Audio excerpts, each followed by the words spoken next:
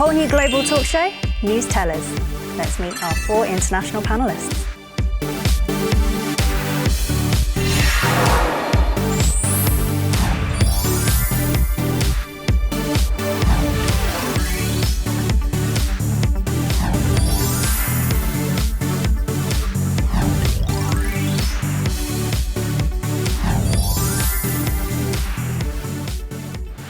Luther, my anger translator, to join me here tonight. $6 million was just exercising free speech. Yeah, it's the kind of speech like this. I just wasted $6 million. Instead of doing anything about it, we got elected officials throwing snowballs in the Senate. I think I got it, bro. It is crazy. What about our kids? What kind of stupid, short-sighted, irresponsible bull? Whoa! Hey! What? Okay, no, hey. You don't need an anger translator. You need counseling.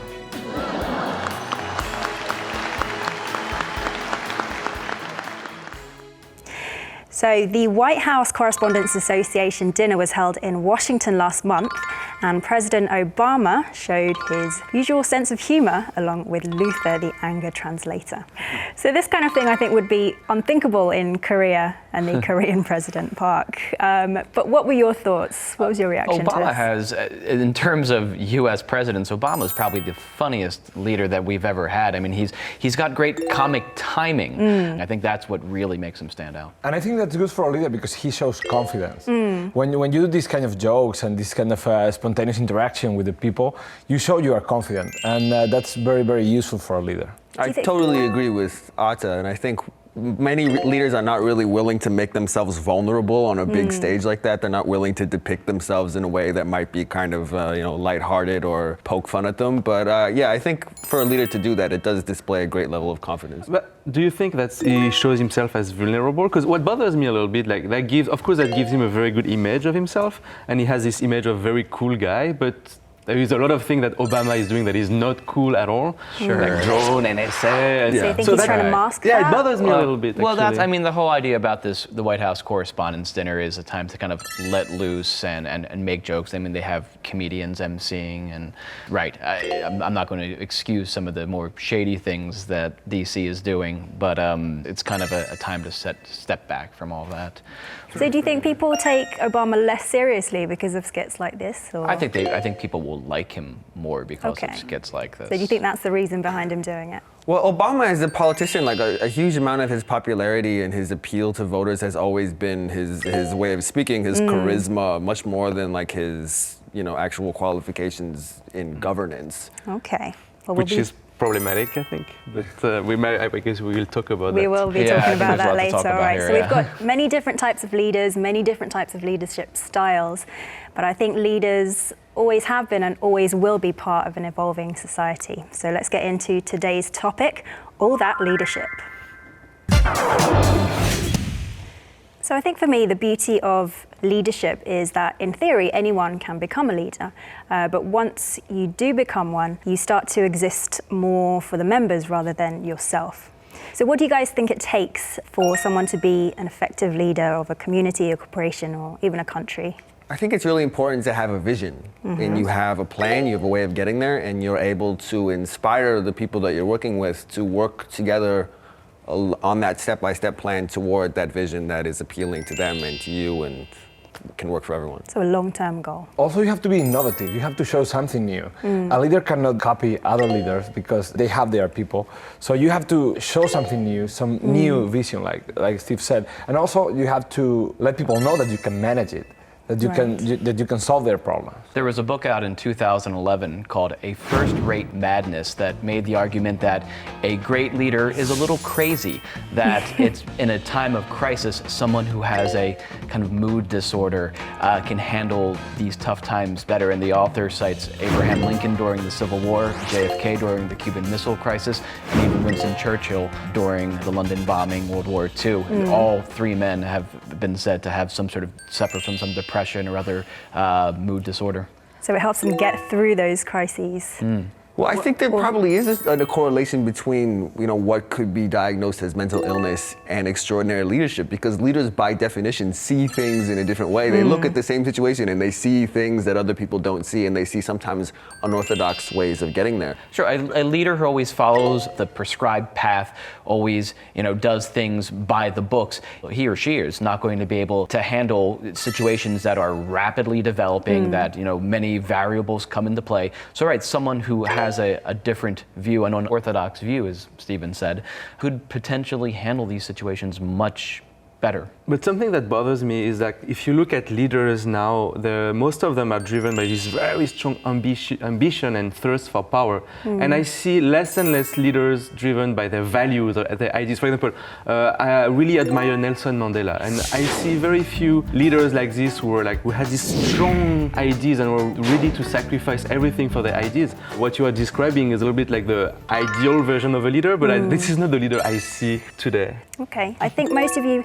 or a lot of you, pointed towards a leader having this something extra special. Yeah. But let's talk about some very respected or notable leaders from today or in the past from around the world. Who springs to mind?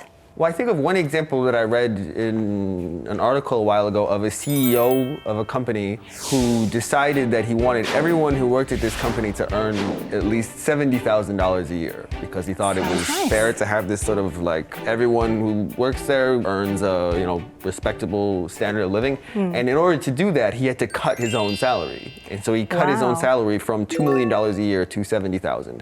And he also cut into the company's profits in order to make this happen. So I thought that was a very strong example of leadership, because that shows everybody who's working there that the guy who's in charge is willing to sacrifice. I think for a politician to be successful, I think he or she needs to be able to empathize with the people, but also the people need to empathize with the candidate. I'm thinking specifically about Luiz Inácio Lula da Silva, the former president of Brazil from 2002 until 2010.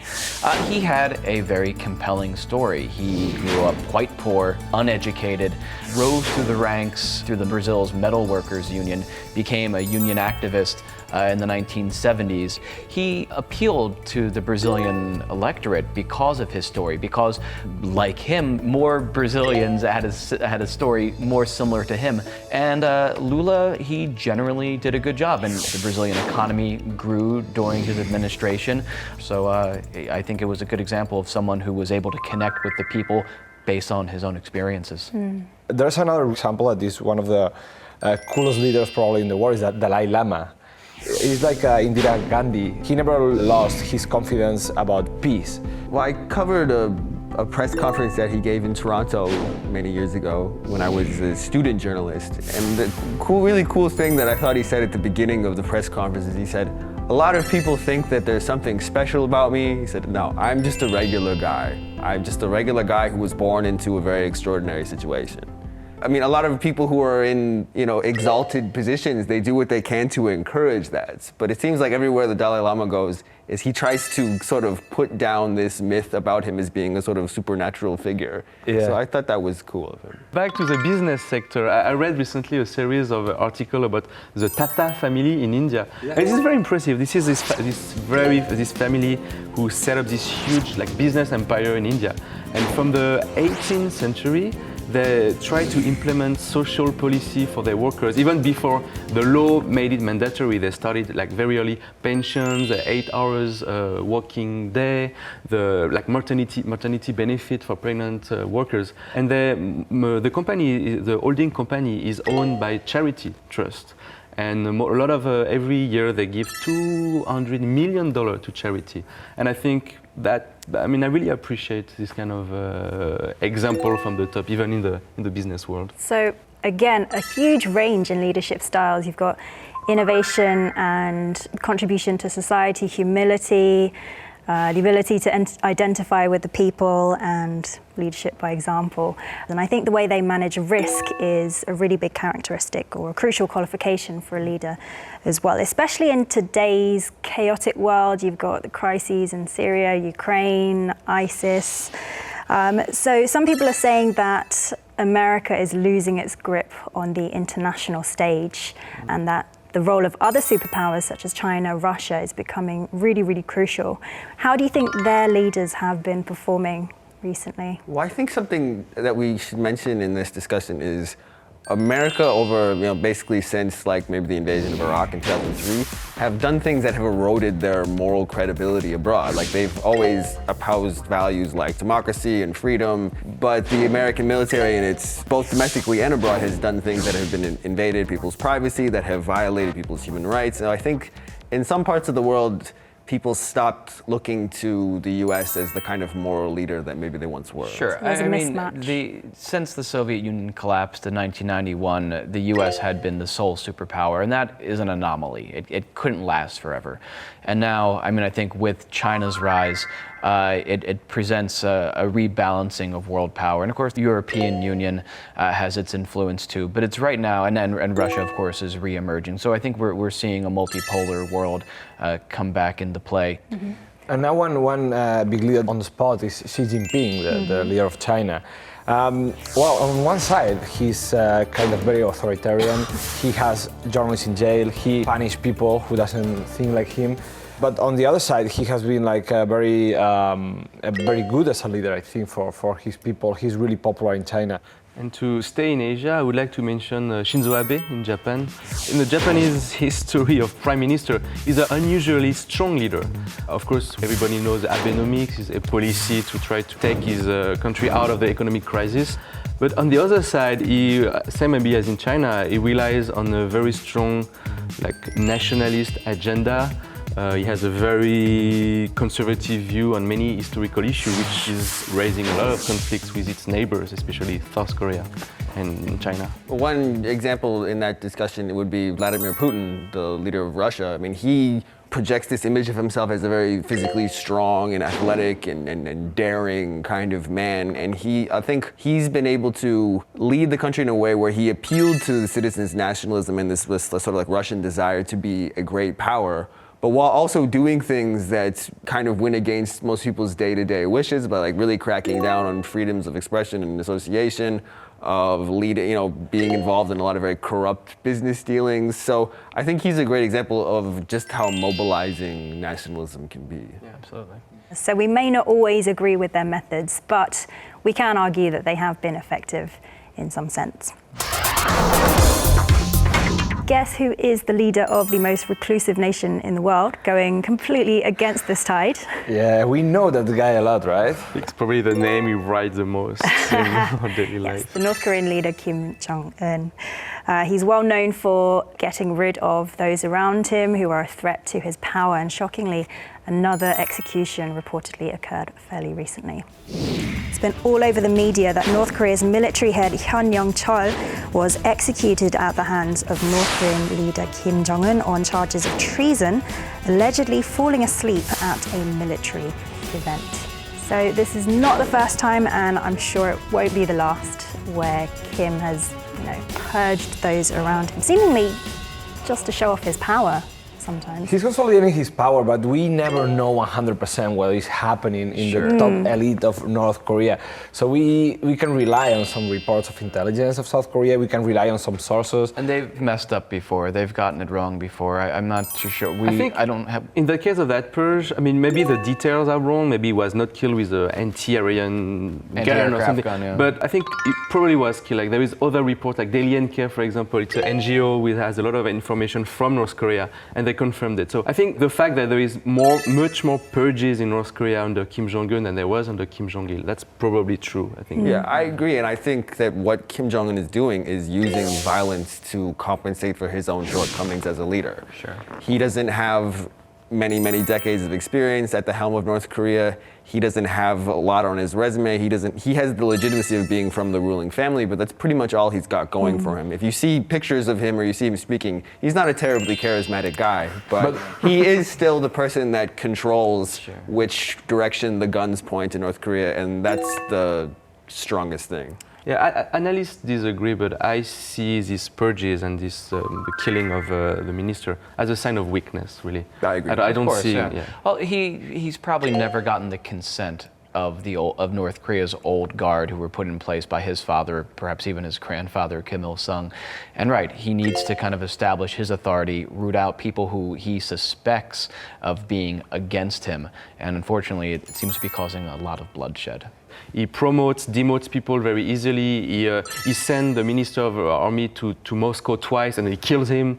So he seems to act rather impulsively. And that's extremely worrying for a country that is trying to get the atomic weapons. Well, he acts impulsively, but I think he doesn't do anything that will imperil his own power. And I think when people get really worried about what North Korea might do, might they start a war, might they use their nuclear weapons, I think they realize, I think Kim Jong-un and the people around him realize that if they were to take a really extreme measure like that, and to take a measure that threatens the safety of people outside of North Korea in addition to people inside North Korea, then that would really pose a serious risk to like him somehow losing his grip on the country. But that's what North Korea wants. That's what they wanted always. They want to scare the world so they can get benefits from the war. Right. They want to at the end of the day, they want to maintain their system.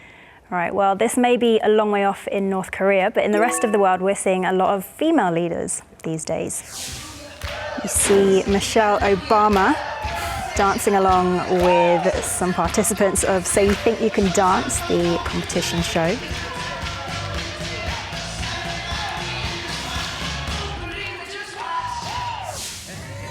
And you've got the Chancellor of Germany, Angela Merkel, who is the first female Chancellor of Germany. She also visited Röntgen Secondary School in Berlin and sang along with the students. So from these videos, they seem a bit more approachable, more down to earth than perhaps some male leaders. Do you think this indicates a core difference between male and female leaders? I don't know about a core difference, but I would hope that over really all of human history, we've mostly been ruled by men. And so we've had a lot of policies that kind of neglected things that were important for women. So I would hope that with female leaders, we would have someone in power who's more in tune with how women feel and with issues that are of particular urgency to women and might have policies that reflect that. I agree. If you look, I think today in the world there is only 11 female presidents and 12 female prime minister, which is really nothing compared to there is around 200 countries. But I don't think that would change anything. Like if you look at former, like or current female leaders, I don't see any difference with male leader. Look at, for example, in the Iron Lady, in UK Prime Minister Margaret Thatcher. I think it's a stereotype that women are more compassionate as leaders or more understanding, but I'm not too sure of the cause and effect here. One of the controversies about Hillary Clinton throughout her political life, ever since she was First Lady, is that she's not an empathetic woman. And that's why in the 2008 election, when she broke down and started to tear up during a conversation at a restaurant, people were shocked that she's like, wow, she actually has feelings and all that. And I don't know how that works, at least in Hillary Clinton's favor, how that will affect her electability in 2016. I think something very special about the female leaders in the world these days is that they are really strong because they had to overcome much more barriers than men leaders had to. I think we need to look at the origins of each of these female leaders and see where they came from and see the path that they took to power. For example, in this country, we have Park Geun-hye as the leader, and she was born into a very prominent political family. She was, her father was president, she was acting first lady by the time she was 21. And I don't think she's really fit, what Jason described as, like a more compassionate or more, feminine leadership style.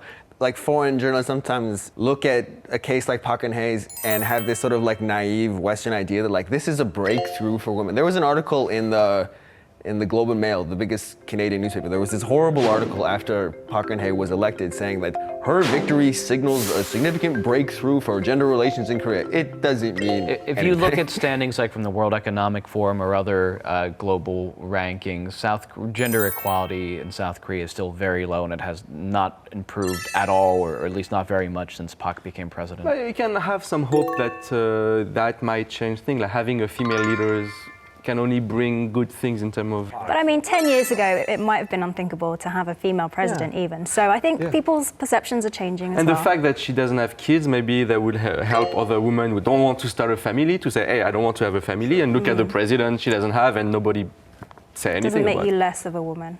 Yeah, exactly. So we're seeing more and more female leadership these days. Are there any other main differences in the way modern leadership differs from a more traditional leadership style? Well, I think leaders today almost, inevitably they have to be a little bit more accessible just because we have all these new ways of communicating. The President of the United States just, I think it was yesterday, just opened up his own Twitter account. Oh, really? The President is only a tweet away, and we have leaders having new ways of engaging with the people that they're representing. Even though Obama is tweeting a lot, is using social media a lot, his administration has also been called one of the most secretive U.S. administrations. So I don't know, while the Obama administration is being very active in social media, it's pulling away from the more traditional media coverage. Public relations really replaced genuine communication. Yeah. That's it. They use the social media just to give the image that they are very open and they are very close to the people, and actually I'm not too sure how genuine it But is. if I can bring a counter example, there is one politician I really admire for that, is Pak Won-soon, the mayor of Seoul. I think he's a brilliant communicator, and I think he's genuine. He's very present on Twitter. He answered tweets. Once I wrote something that I saw in the streets, a problem in Seoul. I wrote a tweet to Pak Won-soon, and he replied. I mean, his team replied, but still I got some answer. He organized meeting with foreign residents. He's really good at communicating with his people on social networks. All right, so a social media presence seems to be something of a prerequisite these days. So I think the core characteristics of a leader and the values that they need to embody always will be there to some extent, but leaders also need to change with the evolving societies. All right, so let's, as always, wrap up with our final headlines. I'll go with Fred today. I would say when you choose your leader, beware the storytelling and vote wisely. Okay. I would say it's nice to have a good leader, but it's better to have a good manager. All right. Be careful of which leader you follow. Wise words. I would say a real leader is someone you follow because you believe in them, not because they appeal to you. Okay, so some similar sentiments across the board. So just look at their core values and what's underlying the real substance rather than the story. Thank you for joining us today, guys. I hope you had a good time. We did. And we will be back next week with another fascinating topic, I'm sure. And join us next week, viewers, with a whole new global talk show, Newstellers.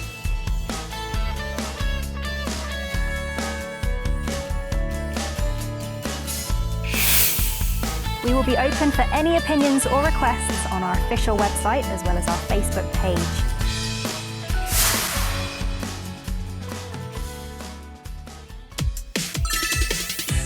Atta, you didn't get the memo about going back to normal dress code? Looking lovely. You look sharp. Well, I think there probably is. Sure, a leader who always follows could potentially handle these situations. She's not team. That's a little movement in the car. Media coverage. Public relations really weak. Stephen, any thoughts? I can't think of anyone I've met that jumped out to me as a great leader. So why don't we move on? All right.